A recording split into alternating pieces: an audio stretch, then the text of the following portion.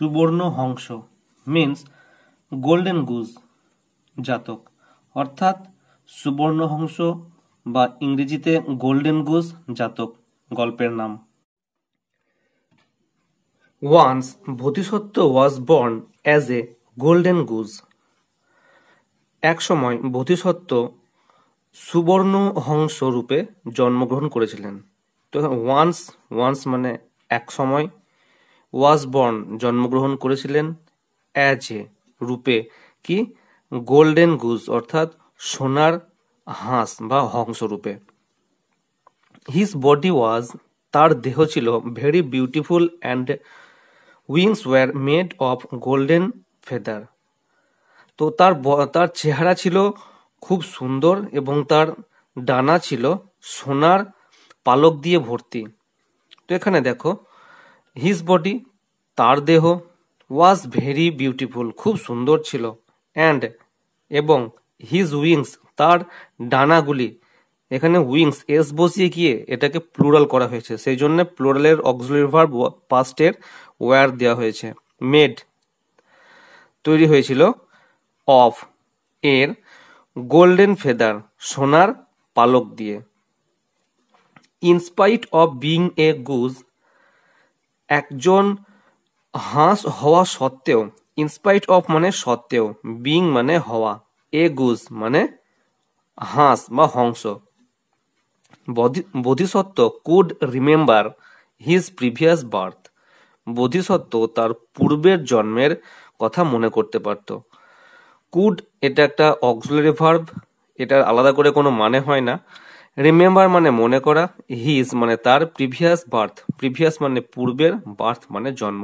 তো এই বোধিসত্ত্ব তার পূর্বের জন্মের কথা মনে করতে পারত। Then he was born in Brahmin family, তিনি একজন ব্রাহ্মণ পরিবারে জন্মগ্রহণ করেছিলেন। বর্ন মানে জন্মগ্রহণ করা, ওয়াজ বর্ন দিয়ে এটাকে সিম্পল পাস্ট করা হয়েছে, ব্রাহ্মীণ মানে ব্রাহ্মণ, ফ্যামিলি মানে পরিবার। Still now his widow and 3 daughters, still now মানে এখনো পর্যন্ত, হিজ উইডো তার বিধবা স্ত্রী এবং 3 মেয়ে, ডটারের সঙ্গে এস যোগ করে প্লুরাল নাম্বার করা হয়েছে, আর অ্যালাইভ এখনো জীবিত আছে। অ্যালাইভ শব্দের অর্থ হচ্ছে জীবিত। They earn their living somehow by working in others house, তারা জীবন ধারণের জন্য উপার্জন খুব কষ্ট করে অন্যের বাড়িতে কাজ করে উপার্জন করে। তো দেখো দে মানে তারা, আর্ন মানে উপার্জন, দেয়ার লিভিং তাদের জীবনযাপনের জন্য, সামহাউ কোনো রকম ভাবে, বাই ওয়ার্কিং কাজ করে, ইন আদার হাউসেস অন্যের বাড়িতে।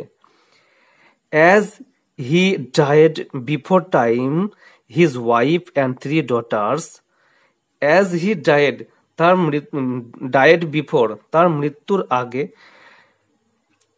হিজ ওয়াইফ তার স্ত্রী এবং 3 মেয়ে,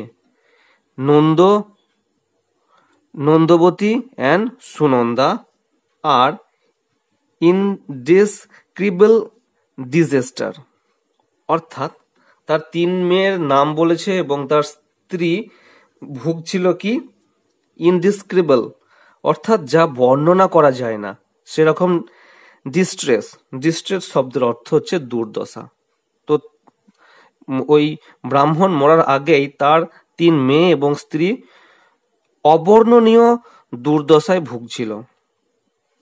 বোধিসত্ত্ব বিকেম এক্সট্রিমলি মোরস, বোধিসত্ত্ব খুবই বিষণ্ণ হয়েছিল। তো বিকেম মানে হওয়া, এক্সট্রিমলি মানে ব্যাপকভাবে বা খুব, মোরস শব্দের অর্থ হচ্ছে বিষণ্ণ। One day he flew to their heart, একদিন সে ফ্লিউ মানে উড়ে গিয়েছিল, দেয়ার হার্ট তার সেই কুঁড়ে ঘরে, and started walking on the courtyard এবং হাঁটা শুরু করেছিল উঠোনে, দেয়ার তাদের, উইথ হিজ বিউটিফুল বডি তার সুন্দর চেহারা নিয়ে। হিজ ডটার্স আস্কড হিম, তার মেয়েগুলো তাকে জিজ্ঞাসা করলো, ও লর্ড, ও প্রভু, হু আর ইউ, কে তুমি, প্লিজ ডিসক্লোজ ইউর আইডেন্টিটি, দয়া করে তোমার পরিচয় বলো। তো প্লিজ দয়া করে, ডিসক্লোজ মানে খুলে বলা, ইয়োর তোমার, আইডেন্টিটি, আইডেন্টিটি শব্দের অর্থ হচ্ছে পরিচয়। দ্য গোল্ডেন গুজ অ্যানসার্ড, এই সোনালি হাঁস উত্তর দিল, আই এম ইয়োর ফাদার, আমি তোমার বাবা।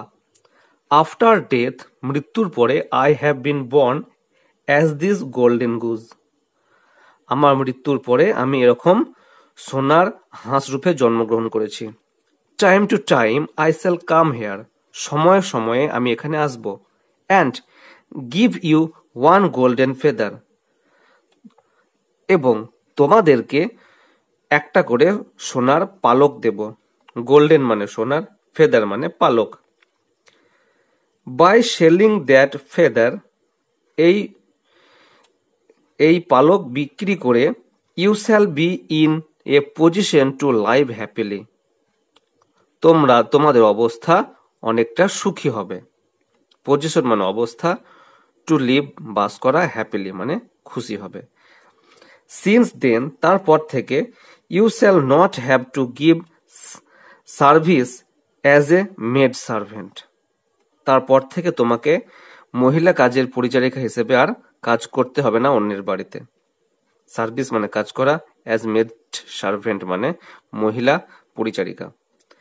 সেইং সো, এটা বলে, হি গেভ দেম, সে তাদেরকে দিল, এ গোল্ডেন ফেদার, একটা সোনার পালক, and some days in succession, এবং কিছুদিন পর পরম্পরায়, হি অ্যারাইভড দেয়ার, সে আবার সেখানে পৌঁছলো। অ্যারাইভড মানে পৌঁছালো, দেয়ার মানে সেখানে।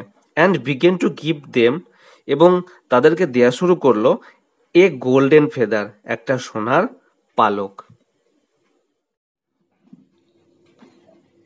অ্যাজ এ রেজাল্ট, পরিণামে, দেয়ার ডেজ অফ সরো, তাদের যে দুঃখের দিন, অ্যান্ড ডিজাস্টার, এবং দুর্দশা, তাদের যে দুঃখের দিন এবং দুর্দশা, সরো মানে দুঃখ, ডিজাস্টার মানে দুর্দশা, কাম টু অ্যান এন্ড, শেষ হয়ে গেল।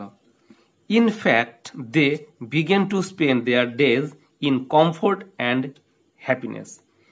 ইন ফ্যাক্ট দে বিগেন, এরপর থেকে তারা শুরু করলো, টু স্পেন্ড কাটানো, স্পেন্ড মানে কাটানো, বিগেন মানে শুরু করা, দেয়ার ডেজ তাদের দিন, ইন কমফোর্ট আরামদায়ক, এবং হ্যাপিনেস সুখের সঙ্গে। তো তাদের দিনগুলো আনন্দ এবং সুখের সঙ্গে কাটতে থাকলো। But grid is most dangerous, কিন্তু লোভ হচ্ছে সব থেকে বিপজ্জনক। গ্রিড মানে লোভ, ডেঞ্জারাস মানে বিপজ্জনক, অ্যান্ড হার্মফুল এনিমি, এবং হার্মফুল মানে কি ক্ষতিকারক, এনিমি মানে শত্রু, ফর এ ম্যান, একটা মানুষের জন্য লোভ হচ্ছে সব থেকে ভয়ানক এবং ক্ষতিকারক শত্রু। দ্য গ্রিড অফ উইডো, এই বিধবা মহিলার লোভ, অফ দ্য ব্রাহ্মণ, সেই ব্রাহ্মণের বিধবা স্ত্রীর লোভ, begin to increase gradually, begin মানে কি শুরু হলো, ইনক্রিজ মানে বাড়তে থাকলো, গ্র্যাজুয়ালি মানে ঘটনা, গ্র্যাজুয়ালি মানে ক্রমে ক্রমে। তা কি হলো না, ক্রমে সেই ব্রাহ্মণের বিধবা স্ত্রীর লোভ বাড়তে থাকলো।